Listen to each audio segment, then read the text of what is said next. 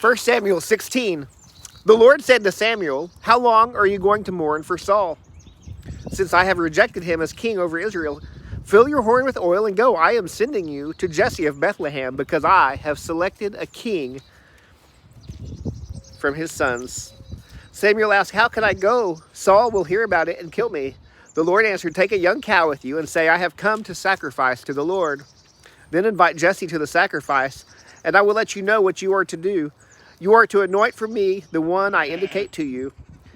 Samuel did what the Lord directed and went to Bethlehem. When the elders of the town met him, they trembled and asked, "Do you come in peace?" "In peace," he replied. "I've come to sacrifice to the Lord. Consecrate yourself and come with me to the sacrifice." Then he consecrated Jesse and his sons and invited them to the sacrifice.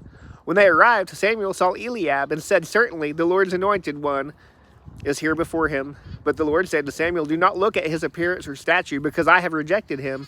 Humans do not see what the Lord sees, for humans see what is visible, but the Lord sees the heart." Jesse called Abinadab and presented him to Samuel. "The Lord hasn't chosen this one either," Samuel said. Then Jesse presented Shammah, but Samuel said, "The Lord hasn't chosen this one either." After Jesse presented 7 of his sons to him, Samuel told Jesse, "The Lord hasn't chosen any of these." Samuel asked him, "Are these all the sons you have?"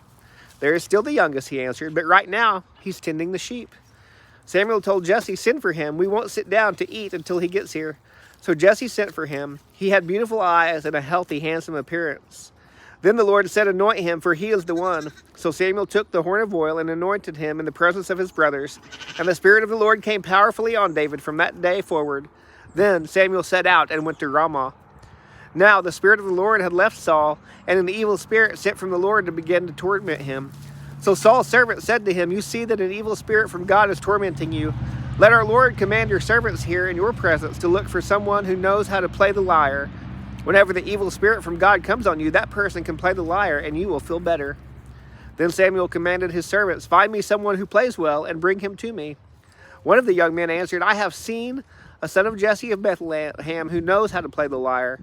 He is also a valiant man, a warrior, elegant, handsome, and the Lord is with him." Then Saul dispatched messengers to Jesse and said, "Send me your son David, who is with the sheep."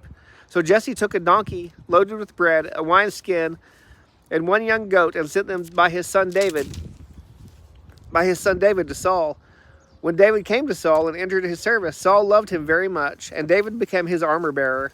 Then Saul sent word to Jesse, "Let David remain in my service, for he has found favor with me." Whenever the Spirit from God came on Saul, David would pick up his lyre and play, and Saul would then be relieved, feel better, and the evil spirit would leave him.